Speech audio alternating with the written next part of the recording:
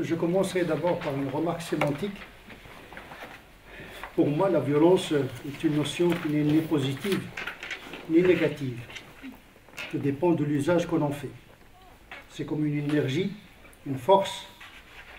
Elle n'est ni bonne ni mauvaise. Deuxième remarque, cette notion de violence a un aspect polymorphe. C'est-à-dire qu'il y a plusieurs formes de violence. Violence intellectuelle, psychologique, morale, économique, politique, culturelle, civilisationnelle. Donc, il recouvre beaucoup d'aspects. Il n'est pas forcément lié à la violence de type physique. Il y a plusieurs formes de viol qui viennent de la violence. Viol culturel, civilisationnel, intellectuel. Et donc, ce sont des notions, chacune mérite un développement spécifique que je ne vais pas, bien sûr, aborder ici. Après ces deux remarques, j'aborderai la violence anthropologique, mais avant la violence anthropologique, bien d'origine anthropologique, il y a déjà, avant cela, une notion de violence physique, dans le sens scientifique du terme. C'est-à-dire que le monde physique est tenu par des forces et de l'énergie qui garantissent l'ordre. À cet égard, cette violence, ces forces sont positives parce qu'ils permettent aux particules de constituer un atome, des molécules, des planètes et même notre substance biologique et humaine. Donc il y a une violence silencieuse qu'on ne voit pas, mais dès qu'il est brisé, il provoque un désordre qui pourrait être plus violent. On casse un atome, il produit de la bombe atomique.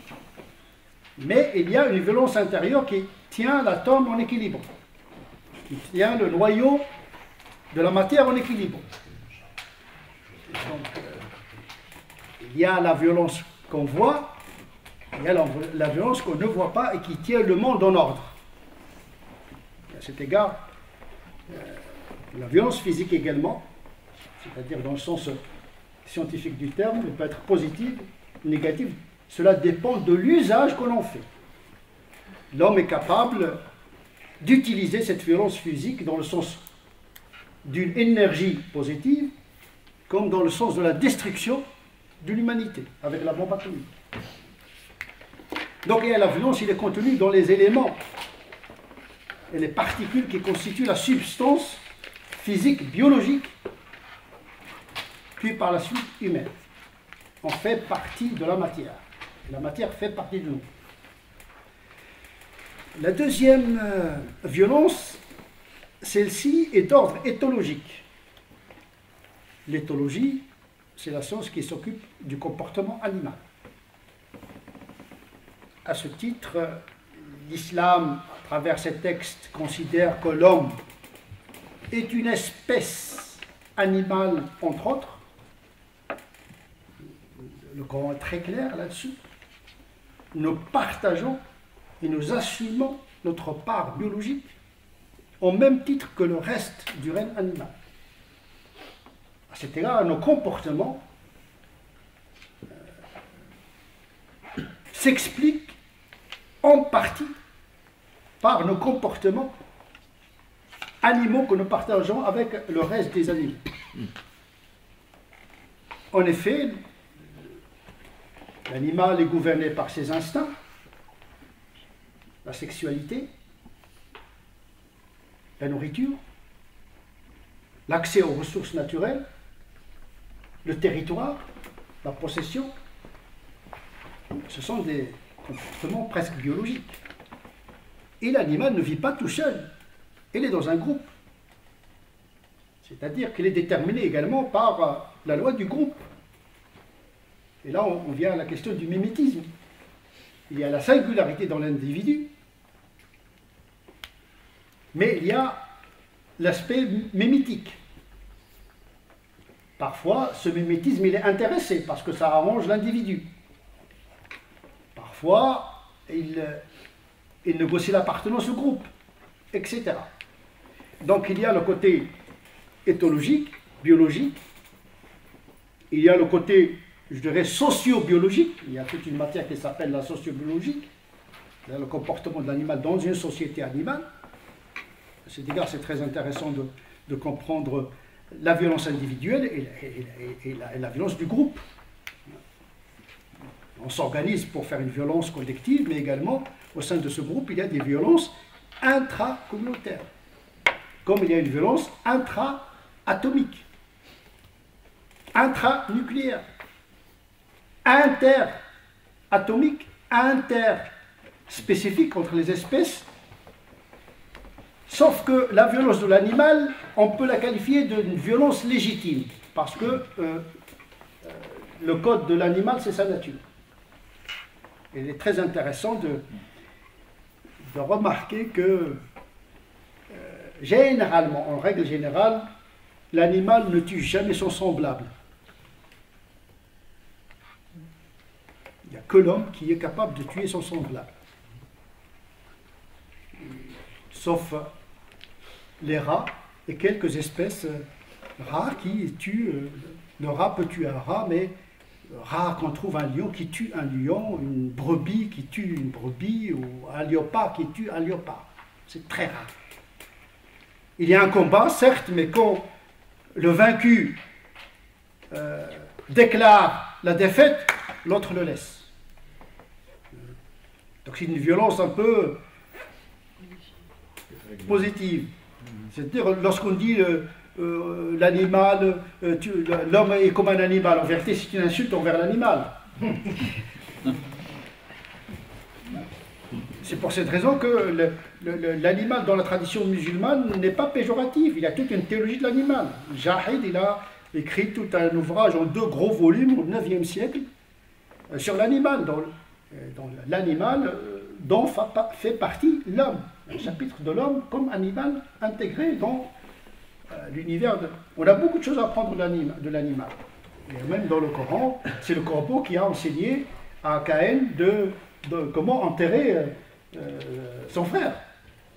Et on sait aujourd'hui dans le cérémonial, le rituel, dans l'éthologie, c'est que les corbeaux sont des spécialistes du rite funéraire. Donc il faut porter attention à l'animal, il n'est pas aussi animal que cela.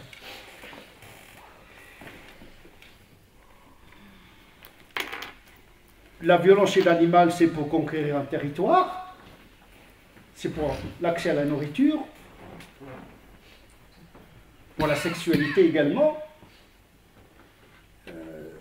Mais quand on passe à la violence anthropologique, il s'ajoute à cela un autre élément, les croyances, la culture, la politique, puisque l'être humain n'est pas qu'un animal, c'est un animal pensant, qui a un langage, qui a une culture, qui a une civilisation, ce que l'animal n'a pas.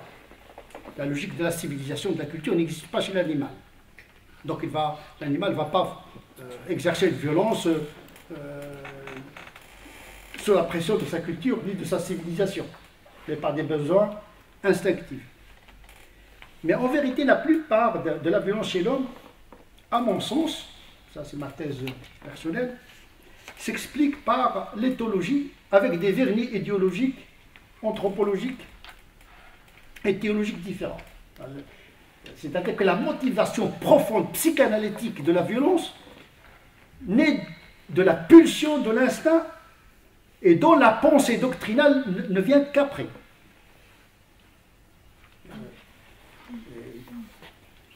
Généralement. Ça va nous permettre un petit peu de comprendre la violence ici maintenant évoquée au nom de la religion. Quand on cherche en vérité, les raisons ne sont pas ni dans le texte, ni dans la religion, ni même dans la culture, ni même dans la civilisation, mais dans des pulsions physiologiques, psychiatriques, biologiques, La frustration, c'est biologique également, les sécrétions négatives. Donc on ne peut pas découpler le biologique du culturel. La nature et la culture, il y a un moment donné, quelle est la part du culturel, de la nature dans cette notion de violence, qui peut être positive, elle peut être négative. On va voir que toute violence anthropologique n'est pas forcément négative. Heureusement que nous avons la violence en nous. On va voir que le djihad intérieur, c'est-à-dire la violence morale que nous exerçons sur nous-mêmes, elle est positive, sinon c'est le désordre total. Donc la violence, qu'est-ce qu'on en fait? C'est ça qui va m'intéresser. La violence est une matière, là, disponible. Qu'est-ce qu'on en fait? Le rapport à la raison, à la foi. Et c'est ça qui gère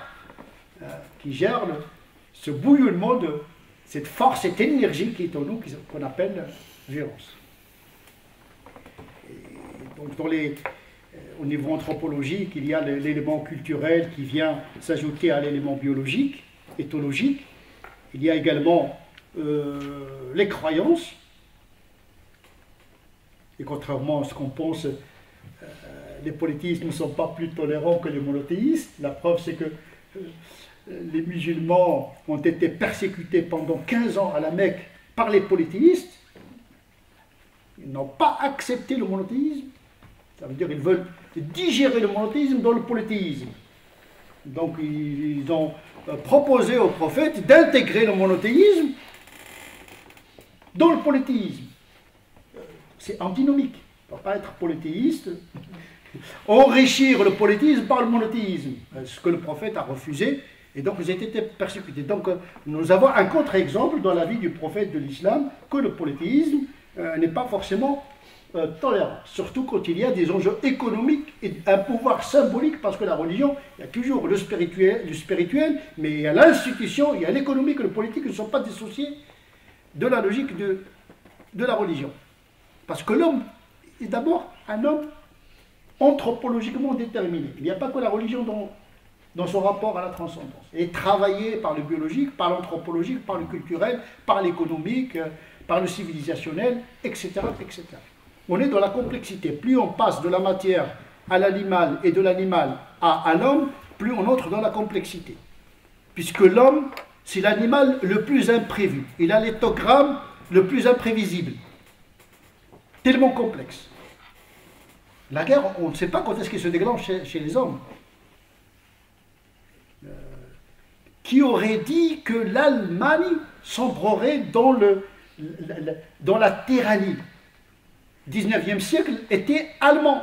Début du 20e siècle était allemand. La musique était allemande, la chimie était allemande, les mathématiques étaient allemandes, la philosophie était allemande. Du jour au lendemain, cette civilisation a sombré dans une violence peut-être la plus négative que l'humanité a connue. C'est une violence laïque. Le nazisme, ce n'est pas de la religion.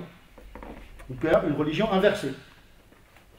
Mais donc en vérité, c'est de l'homme dont il s'agit. Vous savez, la religion, Dieu, etc., c'est de l'homme. Il faut partir de l'homme dans sa complexité. Et donc, quel est l'usage que fait l'homme de ses croyances et de sa violence et de ça dont il s'agit dans cette aventure? Et donc, la violence est inscrite dans la nature biologique et anthropologique de l'être humain pour dire que la religion n'est pas forcément la cause de la violence chez le croyant, si ce n'est qu'un catalyseur de cette violence. Mais la cause, c'est-à-dire la substance de la violence, elle est en nous. On n'est pas violent au nom de l'islam, du christianisme, on va être violent au nom d'autre chose. De toute façon, et pourquoi il y a des chrétiens qui sont pacifiques et d'autres qui sont pour la guerre? Pourquoi il y a des musulmans pacifiques? Donc il ne s'agit pas d'une religion, il s'agit de profil et d'une histoire donnée. Parce que les religions de ton côté, on voit que dans la religion, quand on voit dans l'histoire des religions, il y a des moments de pic dans la violence, il y a des moments, quand on dit violence négative, il y a des moments où il y a la religion comme un moteur de paix. Et donc, il n'y a pas un génome de violence négative dans la religion. On va le voir lorsqu'on va aborder le deuxième aspect. Donc, effectivement, on revient à cette conclusion banale et simple. La violence n'est pas dans la religion en tant que telle, ni dans les textes, ni même dans les idéologies. le marxisme, c'est pas forcément Marx. Il y a un nazisme au départ qui était pacifique et devenu violent. C'est-à-dire même les idéologies qui ont produit de la violence, au départ, c'est pas dit qu'il était violent. Heidegger, alors maintenant on lit ses ouvrages, c'est un théoricien du nazisme, qui, voilà, un catholique qui aujourd'hui, dans la pensée, les catholiques se nourrit sur l'être, sur la phénoménologie, toute les phénoménologie chrétienne aujourd'hui qui s'inspire des travaux de Heidegger. Sa pensée n'est pas forcément violente, mais le nazisme qu'on produit a créé, lorsqu'il devient un système politique, la domination, qui est un instinct qu'on trouve chez les animaux également, c'est la domination de l'homme à l'homme, etc. Donc effectivement, la violence n'est ni positive ni négative, elle est inscrite dans l'être humain, elle s'exprime parfois dans le sens positif pour défendre, on va voir la légitime défense, ou bien la violence légitime de Max Weber, et puis parfois elle est utilisée dans le sens négatif, tout dépend des circonstances historiques, économiques, et parfois une mauvaise interprétation, une déformation intellectuelle quant à l'accès à la doctrine, qu'elle soit religieuse ou pas, et qui peut provoquer justement d'une violence criminelle. Parce que toutes les violences ne sont pas criminelles. Merci. Voilà.